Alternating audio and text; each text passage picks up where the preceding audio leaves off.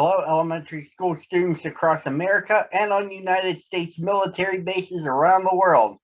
You are watching Michael T. Mondak Reads, and I am the eponymous Michael T. Mondak, back with you on a Tuesday, coming to you at the same time every day, as I always do, virtually, to read one picture book to you, your parents, and your teachers.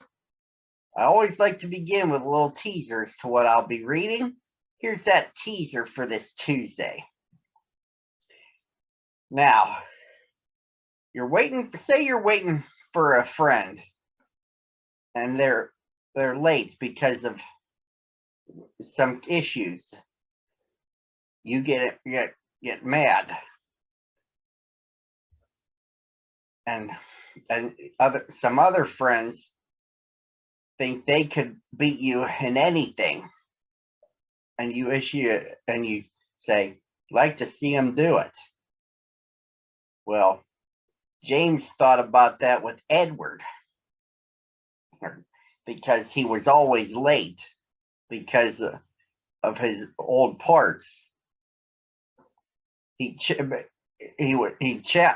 a challenge to Edward to dare him to beat him in a race. It's part of the Reverend W. Wilbert Aldry's storyline in a story called Old Iron. Let's go. One day, James had to wait at the station till Edward and his train came in. This made him cross. Late again. Edward laughed, and James fumed away.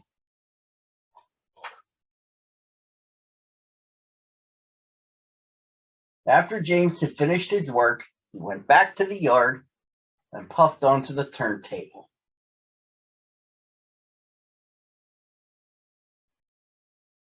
He was still feeling very bad-tempered.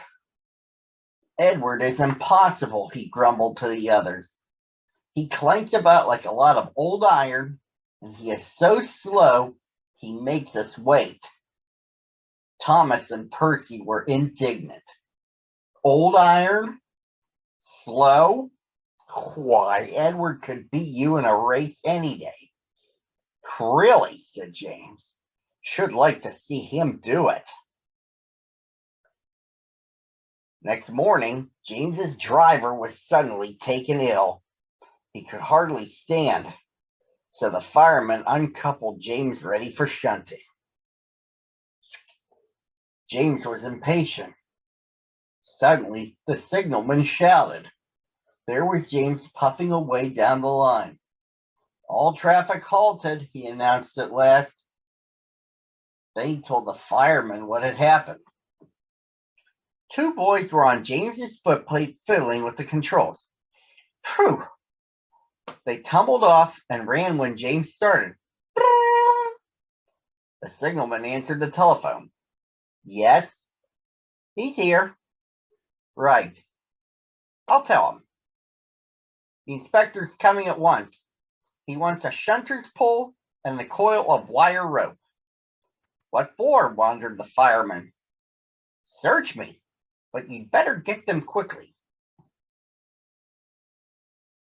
The fireman was ready when Edward arrived. The inspector saw the pole and the rope. Good man. Jump in. We'll catch him, puffed Edward. James was laughing. What a lark!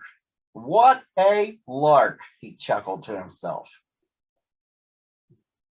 Suddenly, he was going faster and faster. He realized that he had no driver. What shall I do? I can't stop. Help!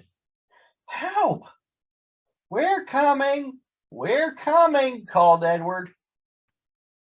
Edward was panting up behind with every ounce of steam he had. At last he caught up with James.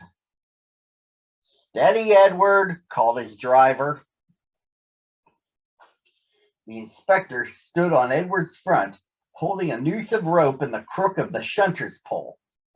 He was trying to slip it over James's buffer The engine swayed and lurched. At last, got him! He shouted. He pulled the noose tight.